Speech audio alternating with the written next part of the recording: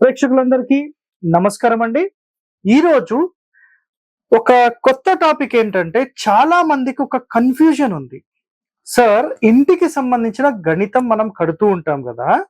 So అలాంటి గణితం కట్టినప్పుడు అసలు నిజంగా ఇంటికి వయస్సు అంటూ ఏమన్నా ఉంటుందా? ఎందుకంటే నేనేదైతే స్థాపత్య వేదం ప్రకారం గణితం కడతామో ఇందులో మినిమం 100 ఇయర్స్ బిలో కడతాము, అండ్ 300 ఇయర్స్ బిలో కడతాము, అండ్ 1000 ఇయర్స్ బిలో కడతాము. 3 రకాల సిస్టమ్స్ ని మేము ఫాలో అవుతాం. సో ఇక్కడ ఆయాది గణితంలో మొట్టమొదటిగా మీరు తెలుసుకోవాల్సింది ఏంటంటే, ఒకటవది మట్టితో కట్టే ఇంటికి 100 సంవత్సరాల ఆయుష్ని మేము నిర్ణయిస్తాం. రెండవది ఇటుకతో గాని లేదంటే ఒక స్ట్రాంగ్ మెటీరియల్ తో గాని మీరు కడితే దీనికి 300 ఇయర్స్ అనేది మేము డిసైడ్ చేస్తాం. ఓకే, దీనికి నెక్స్ట్ ఒకవేళ రాయితో కట్టే ఇండ్లు ఉంటాయి కదా, దానికి 1000 ఇయర్స్ మేము ఏజ్ అనేది నిర్ణయించి దాన్ని సెట్ చేసి ఇస్తాం. సో ఎవరో ఒక బుద్ధి లేని అజ్ఞాని ఒక ప్రశ్న వేశాడంట. మొన్న రీసెంట్ గా నాకు ఒక కస్టమర్ కాల్ చేశారు. సార్, మీరేమో మా ఇంటికి అంటే ఒకరింటికి నేను ఏం చేశానంటే గణితం కట్టినప్పుడు 255 సంవత్సరాలు నేను ఇచ్చాను. ఓకేనా? సో 255 సంవత్సరాలు ఇయర్స్ నేను ఇచ్చాను. అసలు 255 ఇయర్స్ ఎక్కడన్నా ఇల్లు ఉంటుందా? అసలు ఇచ్చేటోడు ఎవడు? మీకు ఎలా బుద్ధి లేదు? మీకు కూడా తెలియదా? 250 సంవత్సరాలు ఎట్లా వస్తుంది? అసలు గణితం చేసే విధానమే తెలియదు అని చెప్పి మాట్లాడారంట. అయితే ఆ కస్టమర్ నాకు కాల్ చేశాడు. సార్, మరి అందరేమో 100 120 సంవత్సరాలు ఇస్తున్నారు, మరి మీరు 255 ఎట్లా ఇచ్చారు సార్ అంటే, ఒక గుర్తుపెట్టుకోండి అండి, మట్టితో కట్టే ఇల్లు అయితే 100 సంవత్సరాలే ఇస్తారు. సో మీరు మట్టితో కడుతున్నారా? కట్టట్లేదు, కాబట్టి మీకు సంబంధం లేదు. ఒకటో పాయింట్, వీడియో మొత్తం చూడండి, మధ్య మధ్యలో స్కిప్ చేసి కామెంట్స్ పెట్టకండి. మొత్తం వీడియో చూసిన తర్వాత కామెంట్ పెట్టండి. సో 100 ఇయర్స్ మట్టితో కట్టే ఇల్లు, ఇటుక లేదా స్ట్రాంగ్ మెటీరియల్ ఇంటర్లాకింగ్ సిస్టమ్ అయితే ఒక 300 ఇయర్స్, అండ్ 1000 ఇయర్స్ అయితే స్టోన్ తో కట్టేవి. గుర్తుపెట్టుకోండి ఇక్కడ ఒక మాట, నేను 255 సంవత్సరాలు ఇస్తే 255 సంవత్సరాలు ఇల్లు ఉంటుందా? ఉండదు కదా. మరి నేనెందుకు ఇస్తున్నాను? సో గుర్తుపెట్టుకోండి. ఇక్కడ ఒక కంప్లీట్ ఒక పార్ట్ గురించి మీకు ఎక్స్ప్లెయిన్ చేస్తాను. ఒక బిల్డింగ్ ఏదైతే మీరు నిర్మిస్తున్నారో ఈ బిల్డింగ్ కి సంబంధించిన ఏజ్ ఎంత? ఓకేనా? ఇక్కడ దీనికి సంబంధమే లేదు. తెలివి లేనోడు, బుద్ధి లేనోడు, అసలు ఈ క్యాలిక్యులేషన్స్ ఎలా చేయాలో తెలియని బుద్ధి లేని వాళ్ళకైతే అసలు ఇది చెప్పు దెబ్బ అనొచ్చు మనం, చాలా సింపుల్ గా. ఎందుకంటే వాస్తు పేరుతో తల్లిదండ్రుల నుంచి నేర్చుకున్నామని అబద్ధాలు చెప్తూ అబద్ధాల వాస్తు వ్యక్తులు మార్కెట్లో చాలా మంది చలామణి అవుతున్నారు. అందులో స్పెషల్లీ ఇట్లాంటి విషయాలు మాట్లాడే వాళ్ళు స్పెషల్. సో అలాంటి అజ్ఞానం ఉన్నవారికి లేదంటే వీటి గురించి అవగాహన లేని వారికి, గురువు నుంచే విద్య తెలుసుకోని వారికి మనం చెప్పడం వ్యర్థం. ఎందుకంటే మనం వెళ్తూ ఉంటే కుక్కలు మురుగుతూ ఉంటాయి, మురిగే కుక్కలను మనం ఎందుకు పట్టించుకోవడం? ఏదో వదిలేశారు అంతే.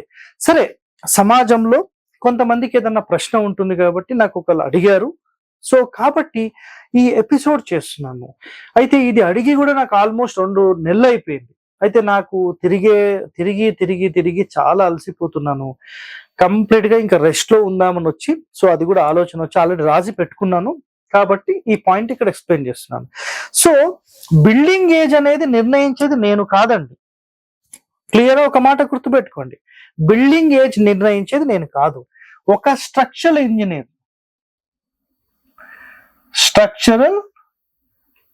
ఇంజనీర్ నిర్ణయిస్తాడు. స్టీల్ ఎంత వాడుతున్నారు, ఎలాంటి సిమెంట్ వాడుతున్నారు, ఎలాంటి ఇటుక వాడుతున్నారు, ఎలాంటి కన్స్ట్రక్షన్ ఉంది, ఆ భూమి ఎలా ఉంది, కన్స్ట్రక్షన్ లో వాడే మెటీరియల్స్ ఏంటి, దాని క్యూరింగ్ ఎలా చేస్తున్నారు, వాటర్ ప్రూఫింగ్ ఎలా చేస్తున్నారు, దీని త్రూ ఆ బిల్డింగ్ యొక్క ఏజ్ ఎంత ఉండబోతుంది అనే ఒక క్యాలిక్యులేషన్ వేస్తే, సార్ 60 నుంచి ఒక 100 సంవత్సరాలు అని ఆయన మాట్లాడతారు. ఎవరు? ఇంజనీర్ మాట్లాడతారు. సార్, మరి మీరు 250 సంవత్సరాలు ఎట్లా ఇస్తున్నారు సార్? ఇదే మాట అందరికీ వస్తుంది.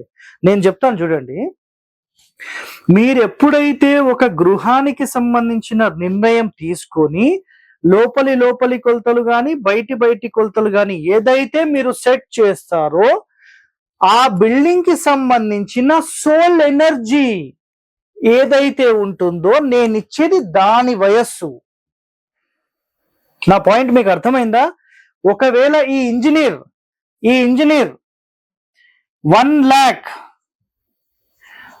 lakh ఇయర్స్ కి ఇచ్చినా మేము ఇచ్చేది ఇంతే. ఒకవేళ ఆయన ఓన్లీ 10 years అని ఇచ్చినా మేము ఇచ్చేది ఇంతే ఉంటుంది. అంటే 255 ఫిక్స్డ్ కాదు, క్యాలిక్యులేషన్ లో ఎంత వస్తే అంత ఇస్తాము. అక్కడ రాకపోతే మేము ఎలా క్రియేట్ చేసి ఇవ్వాలా? సో ఈ కలికాలంలో మీరు కట్టే కన్స్ట్రక్షన్స్ నా ప్రకారం మాక్సిమం లైఫ్ అనేది 25 to 30 years మాత్రమే, దానికి మించి రాదండి. 100% ఇది నేను ప్రాక్టికల్ గా చూస్తున్నాను. 20-30 సంవత్సరాల లోపల టోటల్ బిల్డింగ్ వీక్ అయిపోతుంది. ప్రాపర్ కన్స్ట్రక్షన్ అనేది ఎవరు కూడా చేయట్లేదు. ఓకేనా?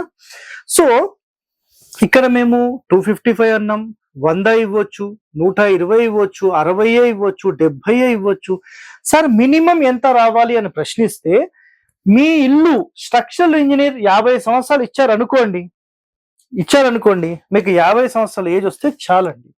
పూర్వం కట్టే ఇండ్లు అయితే చాలా చాలా పర్ఫెక్ట్ గా 100, 120, 200 సంవత్సరాల ఇండ్లు కూడా ఉన్నాయండి. కాబట్టి అప్పుడు కనీసం 120 సంవత్సరాలు మాట్లాడేవారు. ఇప్పుడు అది లేదు కదా. సో కేవలం 20, 30 years, 40 years లో వీక్ అయిపోతున్నాయి. సో ఇది సఫిషియంట్. సో ఇక్కడ మట్టితో కట్టే ఇంటికైతే 100 సంవత్సరాలని, అండ్ ఇటుకలతో కట్టేదానికైతే 300 సంవత్సరాలని, 1000 సంవత్సరాలు అయితే రాయితో కట్టేది. పెద్ద పెద్ద దేవాలయాలు కడుతున్నారు. మరి 1000 సంవత్సరాల పైన దేవాలయాలు మన భారతదేశంలో ఉన్నాయి. మరి ఇలాంటి అజ్ఞానాలకు తెలియకపోతే మాకేం సంబంధం? మీరు అర్థం చేసుకోండి. స్థాపత్య వేదం అనే పేరుతో మోసగాళ్ళు చలామణిలో ఉండి మిమ్మల్ని మోసం చేస్తున్నారు. తాత ముత్తాతల నుంచి నేర్చుకున్నాము, మా తల్లిదండ్రుల నుంచి నేర్చుకున్నామని మాట్లాడుతున్నారు. మరి స్థాపత్య వేదం పుస్తకము ప్రింట్ అయింది 2001లో. అంతకంటే ముందు అమెరికన్ వెస్టర్న్ ఆర్కిటెక్చర్ ఒక ఆయన ఆ పుస్తకం రాస్తే దాన్ని అనువాదించి మన డాక్టర్ వి గణపతి స్థపతి గారు 2001లో మనకు ఇంగ్లీష్ లో కన్వర్ట్ చేసి ఫస్ట్ చెన్నైలో రిలీజ్ చేశారు. తెలుసా మీ అందరికి ఇది? ముందు ఇవి తెలుసుకోండి. తాతలు ఎక్కడ నేర్చుకున్నారు, తల్లిదండ్రులు ఎక్కడ నేర్చుకున్నారు?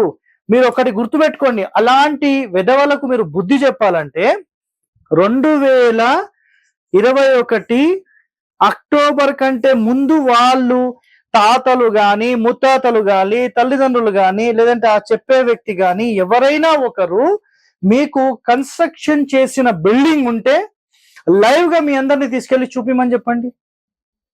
ఆ చూపించే దమ్ము లేని వాళ్లకు ఇలా మాట్లాడే అర్హత అనేది లేదు. సో ఇంటి వయస్సు గురించి ఎవరైతే మాట్లాడతారో ప్రతి ఒక్కరికి గుర్తు పెట్టుకోండి ఇక్కడ పాయింట్. ఇంటికంటూ ఒక వయస్సు ఖచ్చితంగా ఉంటుంది.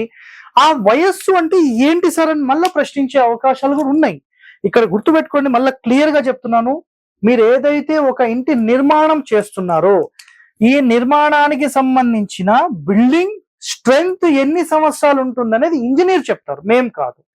మేము కేవలం చెప్పేది building inner measurements or outer measurements ని బేస్ చేసుకొని ఒక లెక్క కట్టినప్పుడు ఈ ఇంటి యొక్క ఏజ్ అనేది ఎన్ని సంవత్సరాల వరకు వైబ్రేషన్స్ జనరేట్ అవుతాయి అనే ఒక క్యాలిక్యులేషన్ చేసి ఇంటి వయస్సుని నిర్ధారిస్తాం. సో అన్ని సంవత్సరాల వరకు మీరు ఆ ఇంట్లో ఉంటే మీకు ప్రశాంతంగా ఉంటుంది. ఆ ఇంటి లోపల ఏ ఫ్యామిలీ మెంబర్స్ కి అయితే మనం మ్యాచ్ చేసామో ఆ ఫ్యామిలీ మెంబర్స్ ఉన్నన్ని రోజులు ప్రశాంతంగా అనిపిస్తుంది. సో ఇది కేవలం ఆ ఇంటికి సంబంధించిన ఒక సోల్ ఎనర్జీకి సంబంధించిన వయస్సు, ఇంటి వయస్సు కాదు. ఇంటి వయస్సు, సోల్ ఎనర్జీ వయస్సు కూడా తెలియని బుద్ధి లేని వాళ్ళు ఎంతో మంది ఉన్నారు. సో ప్రేక్షకులారా, ఈ వీడియోతో వీటికి సంబంధించిన రహస్యాలు పటాపంచలు చేసి మీ ముందు పెడుతున్నాను. సో ఎవరైతే మిమ్మల్ని మోసం చేయాలని ప్రయత్నం చేసి సమాజంలో తిరుగుతున్నారో వాళ్ళందరికీ మీరు బుద్ధి చెప్పండి. ఇకనైనా ఇంటి వయస్సుకు సంబంధించి ఈ గణితం ఎలా చేస్తారంటే ఆయాది గణితం అని ఉంటుంది. ఓకేనా? ఆయాది గణితంలో వీటికి సంబంధించిన పూర్తి సమాచారం స్థాపత్య వేదంలో ఉంది. అది చదివితే కదా తెలిసేది. చదవని వాళ్లకు మనం ఏం చెప్పలేమండి. సో అలాంటి వాళ్ళ గురించి వదిలేసేయండి. ఇంటికి సంబంధించిన వయస్సు ఎలా నిర్ధారిస్తారు ఇక్కడ క్లియర్ గా మీకు ఎక్స్ప్లెయిన్ చేశాను. ఇంటి వయస్సా, స్ట్రక్చరల్ బిల్డింగ్ వయస్సా మీరు అర్థం చేసుకోండి. సో ఇలాంటి వాస్తు రహస్యాలు మీరందరూ తెలుసుకోవాలంటే మన హరివాస్తు ఛానల్ లేదా ఈ ఛానల్ ని మీరు సబ్స్క్రైబ్ చేసుకోండి. మరిన్ని ఎపిసోడ్స్ కోసం, మరిన్ని రహస్యాల కోసం మీరందరూ తెలుసుకోవాలంటే stay tune to our channel. Thank you అండి, ధన్యవాదాలు.